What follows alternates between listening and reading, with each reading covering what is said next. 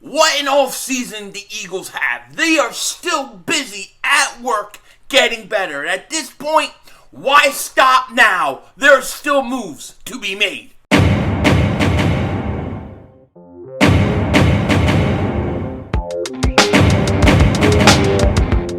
Dallas still stinks. Yo, by the way, King Dingbat here, and let me first start off by saying Happy Father's Day to all you fathers out there. I hope you're having a wonderful, wonderful day. And to my father, it is me, the fruit of your loins. I just want to say Happy Father's Day to you as well. I love you, and thank you for producing this beautiful man. Thank you. Happy Father's Day. Now, in this video, I want to talk about some moves that the Eagles still can be made and some hypothetical trades that Bleacher Report has put out there involving the Eagles. But before we do that, if you're new to the channel, make sure to like, make sure to subscribe for Eagles content, daily NFL content for the most part. You don't want to miss it, especially with this season coming up. And if you've been subscribed for a while, just double check, double moonwalk check. Make sure you're still subscribed because YouTube acts all gagoots and who knows what could happen. Now, I think that the signing of Jaquiski Tartt was a fantastic move. I mean, I feel like I haven't talked enough about it, right? I didn't put a video out yesterday. Yesterday was a little bit hard of a day for me because the day before I went to the dentist. They gave me a bunch of meds. I took those meds. Those meds knocked me into next week, and then I'm just sitting there, just around like the house all day like this trying to recover. So I didn't have anything out yesterday. But this Jaquiski Tartt signing is a really good signing. It's a very underrated signing. And I thought that the Eagles, I thought it was a genius move. It really was a good move. Now, you might want to say, well, is he going to start for Anthony Harris? Is he going to start over Epps? How are they going to use him? I think this guy could play both positions as safety. He could play both safety positions. And I could see him giving Anthony Harris a run for his money. I expect this kid to be a contributor. I expect him to play so good that he potentially could be here multiple years. Okay, so keep out for that. But the Jaquiski Tartt was a great signing. And it was probably the biggest position of need that the Eagles still had. It was safety. I mean, we talked about it how many times that the Eagles needed to do something at safety. Now, when you look at the Eagles and you look at what they need, I really see one position where I think they could use help. At least, you know, on the offensive side of the ball. I think if the Eagles were to get another move done, right, add another player, I think it's going to be at the running back position. I think you need another running back. Look, I know they have Miles Sanders. I know they have Professor Kenneth Gainwell. I know they have Boston Scott. I know they have these guys. But to me, they're all similar type running backs. They're all not big running backs. I think you need a big bruising back. I think you need a guy who could be a short yardage back, a goal line back. I think you need a guy that could help you move the chains in the fourth quarter. I think you need a Jordan Howard type back. Okay, somebody like that. Jordan Howard may be the guy that they bring back. There has been talks and stuff and rumors saying that the Eagles could bring Jordan Howard back, you know, at some point if need be. The problem with Jordan Howard is he's had these neck issues where he gets these stingers and he's gone for 7-8 weeks. When he's on the field, he plays absolutely great. But when he's not on the field, you know, and he's hurt for a long time. So do you go with bringing a guy like him back, or do you make another move? I could see the Eagles signing another running back. Definitely. I actually will say this. I think the next move that the Eagles make will be at the running back position. Now, there are still other positions that you could use help on. You know, I don't disagree with that. You could always get better and try to upgrade. But I think running back is the most likely scenario. I also think you need help on special teams. It would be nice to have a returner who is dangerous. It's been a long time since the Eagles had a returner who scared teams, right? And maybe you got one with this Covey kid. Maybe, I don't know. We're going to see when we get into training camp and preseason. But you need somebody that can return kicks or punts. That would be nice. But I think the most likely move next for the Eagles is going to be to add depth to that running back. Now, there was an interesting article on Bleacher Report, and they were talking about trades left to be made for each team. It was talking about one trade each team needs to make, okay? Now, the Eagles came up twice. The Eagles came up in the Atlanta Falcons trade idea, and I want to share that with you as well as their own, and we're going to talk about both of them. The first one we'll talk about is the trade that they had, and this was Bleacher Report putting out trade ideas that I thought were kind of interesting. The first idea that they had was they had Jalen Reagor heading to the Atlanta Falcons, okay, and the Eagles would get a 2023 sixth-round pick in exchange for Jalen Reagor, or as we're supposed to call him, Jalen Reagor.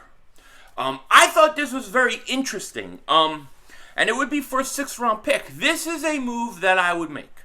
Okay, I approve this trade 100,000%. If you can get Reagor out of Philly, I think it's a good idea. Now, if he's in Philly, here's going to be the issue. If the Eagles keep Reagor, they are probably going to try to make him, at least the start of the season, your number 3 wide receiver. I assume that's what they're going to do based upon what they're paying him, based upon that he was a number 1 pick. In my own opinion, from what I've seen of Jalen Reagor so far, he is not the 3rd best receiver. It's not the 4th best receiver. It's not the 5th best receiver. I think Quez Watkins is better than him. I think Pascal's better than him. I think Greg Ward Jr. is better than him, just based on what he's shown us on the field the last few years. I will say this about Reagor, though. Excuse me. I will say this about Reagor. Reagor, in my opinion, I'm going to call him Reagor here, not Reagor. I should probably call him Reagor, actually, because we're discussing mental issues, okay? But to me, when Jalen Reagor has had the opportunity to just react on a play and not think about it, he is fine. He can run, he has some explosion, and he can play. I think he could play in this league. The problem is it looks like he thinks too much. He's trying to think about what he's going to do. He's too slow to react.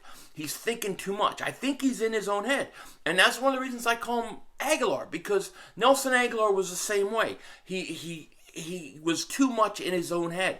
When he got out of his headspace and just played and didn't think about it, he was fine. I think Reagor could be the same type of person or same type of player if he could get out of his own head.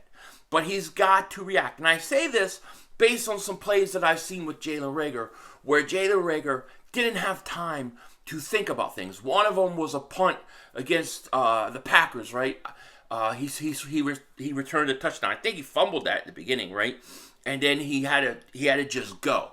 Okay, there was another short punt, I forget who it was last year, where he had to run up to the ball, catch it, and keep running. Didn't have time to stop and think about where to go, just went. And it was a great play. And then there was early in the year, I think there was a wide receiver screen where he just had to take the ball and go, and he wound up scoring a touchdown. So I think if he could get out of his own headspace, I think he can play in this league. But the question is, can he? And he may need a change. So I think that if I'm the Eagles, I would like Reagor not to be the 3rd wide receiver, not to be the 4th wide receiver.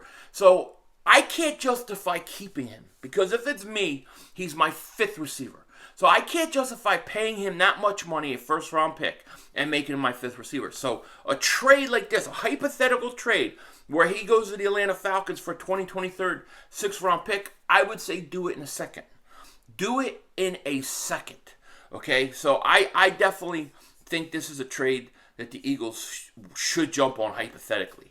The other hypothetical trade we're going to talk about is a trade that Bleacher Report has proposed before for the Philadelphia Eagles. It's a trade we've talked about. The difference about what they've done then and now is now they're putting what the Eagles would give up in compensation. And here's a trade they have for the Eagles. It would be the Eagles trading Andre Dillard and a 2023 6th-round pick, maybe the 6th-round pick they get from Atlanta, to the Cleveland Browns for Kareem Hunt. I absolutely, at first thought, when I think about this trade, I'm absolutely like, yes, I love the idea of a Kareem Hunt type running back. I'm not going to say definitely has to be Kareem Hunt. But I'm going to say a Kareem Hunt type running back, a guy who is physical after contact. He averaged 2.8 yards after contact, okay? So, to me, a guy like that would be a perfect complement for Miles Sanders, Kenneth Gainwell. A guy like that would come in and be perfect for the rotation. So at first glance, I think of this trade, I'm like, yeah, sounds good. Love the idea of Kareem Hunt. The problem is thinking about this, I can't give up Andre Dillard. Okay, I can't give up Andre Dillard, a guy who could start at left tackle for some teams. I can't give him up for a running back. Okay, I just can't do it. So I think that they're asking way too much compensation for the Eagles to give up for Kareem Hunt. To me, Andre Dillard is a guy that I would consider trading. I've said this before. I would consider trading because he can only play left tackle. Okay, so he can only play left tackle. He was a first-round pick. You are not picking up his option year, so he's going to be a free agent sooner rather than later. And you're going to lose him for nothing. So to me, I would consider it, but it has to be for the right cost. Maybe a second-round pick, something like that. I would do it. For a running back, I can't do it. And if the Eagles decide to keep Andre Dillard, that's okay too, because you could never have enough depth on the offensive line. So if you keep him, I'm okay with that too. But I can't do it for a running back. I just can't do it for a running back. Now, I would try to get Kareem Hunt. I would offer like a 4th-round pick for Kareem Hunt, something like that. If I get him for like a 4th-round pick, I would do it. And I think a 4th-round pick is very generous for a guy who's potentially going to be a team's 3rd-string running back, a team that's probably not going to have their quarterback for a whole season, and then has another quarterback that once out of there doesn't even want to be there. A team, and it looks like that they're getting ready to implode this year, that it's going to be a disaster. If I could get a 4th-round pick, give a 4th-round pick and get Kareem Hunt, I think I would do it. And like I said, it doesn't have to necessarily be Kareem Hunt. It just has to be a Kareem Hunt type player, a style, a physical running back, a big back. And if it ends up being Jordan Howard at the end of the day, I'm okay with that. But on the second trade idea, I can't do it that Bleacher Report proposed, because I can't give up an offensive tackle who I think is a starter. I think Andre Dillard could start in the NFL at left tackle. That's a very valuable position. So I can't do it. But I like the idea of getting another running back. I think that's the Eagles' next move, to get a running back. It most likely going to be Jordan Howard or something like that. But they need a physical back. And I think if they get that, I think the team is pretty well rounded on offense and defense. Let me know what you guys think. It's going to be a busy week this week. We're going to have live streams. We're going to have some Philly Shakedown clips coming in the next few days, starting probably later tonight or early tomorrow. And then I got a bunch of channel membership stuff going on, channel membership call-in, some tinfoil dingbat stuff, some throne room stuff. So a lot of stuff going on this week. It's a busy week. Make sure if you haven't, like, subscribe. And with that said, take care. Talk to you later. Of course, don't be a dingbat. And it's how we vision. We're all just living in it.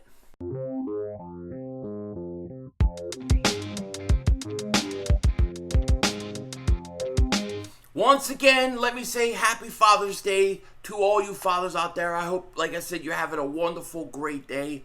Hope you're hanging in there. Me, I'm going to be just sitting back, chilling with the family today.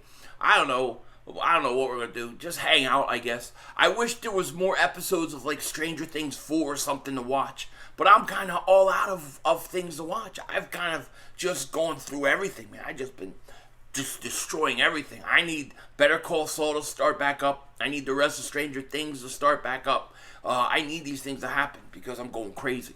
I was going to go see Top Gun in the theater with my wife, but it was like there was no rooms to sit.